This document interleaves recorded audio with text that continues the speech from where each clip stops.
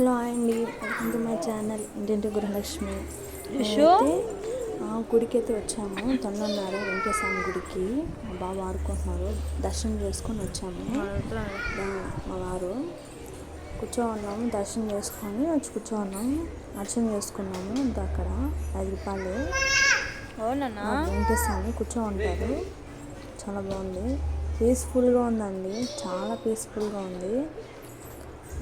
శ్రీరామ్ గారు ఒకటి గుడికి వెళ్దామంటే తొందరనాడికి వచ్చాము మేము.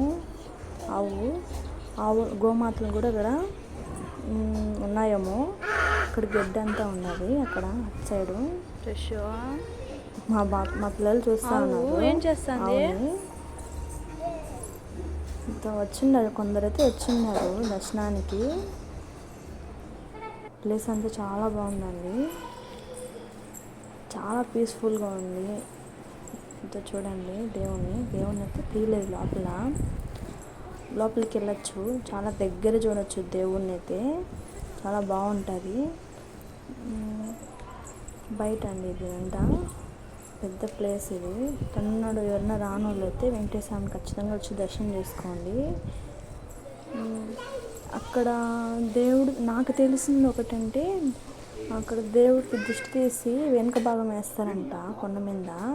అది ఇక్కడ వచ్చి తేలుతుందని అంటారు. అది నిజమా కాదు తెలియదండి. దర్శనం చేసుకొని అయితే బయటకు వచ్చేసాము. మా బాబుతో ఆడుకుంటున్నారు. కూర్చోన్నాము మేము కొంచెంసేపు.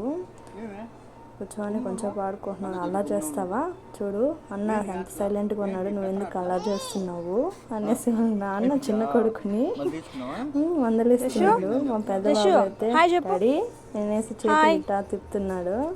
హాయ్ చెప్పమంటే వీడియో దగ్గర వెనక చూస్తున్నాడు. ఓకే అండి, బాయ్.